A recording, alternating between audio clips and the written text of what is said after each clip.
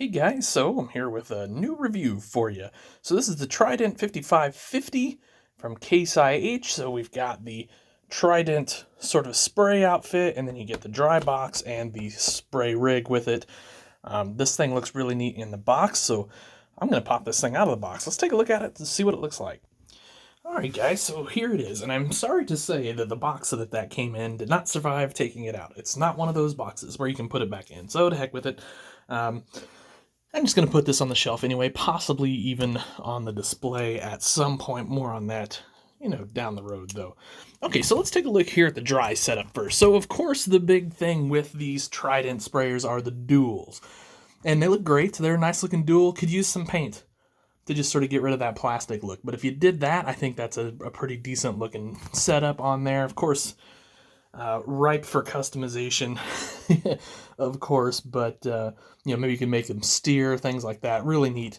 I thought maybe they'd make this hood open, but no such luck there. Now, the ladder does kind of come up. It does rub pretty hard here, but it does fold up there.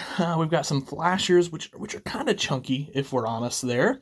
The hood does look good, though, on this thing. The graphics look great, too. This is that kind of new tri-stripe style graphic that we're seeing. So that looks pretty good.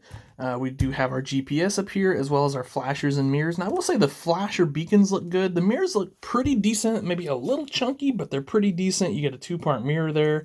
Whoops, I'm sorry.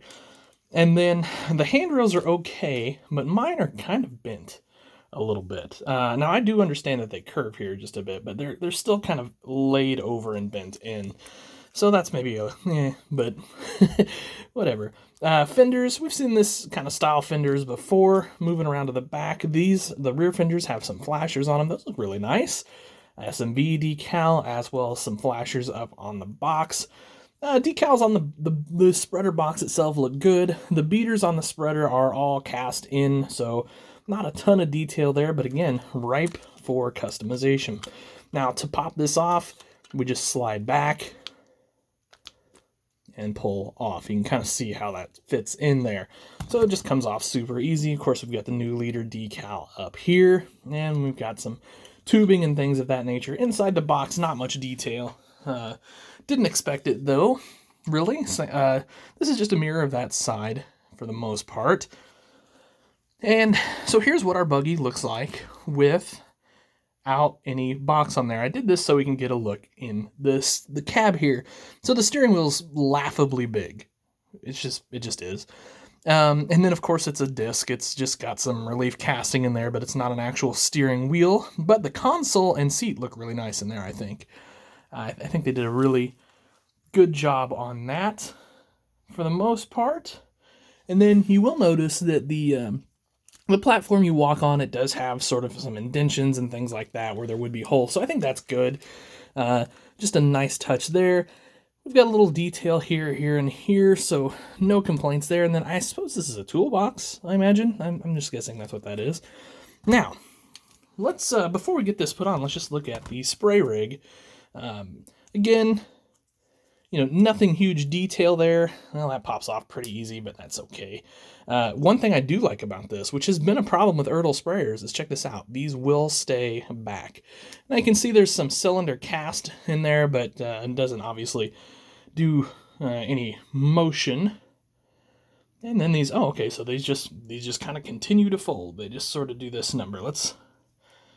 I in general like the look of this boom. I think it's okay. I think, for the price range, it's to be expected. This is a big boom, that's for sure. Now let's just kind of come around. So this will raise and lower. We do have a Trident logo here. And we've got some railing there. And then here, of course, here's your boom supports for when you are in the folded position, like so. I'm going to go ahead, fold this back like that. Now,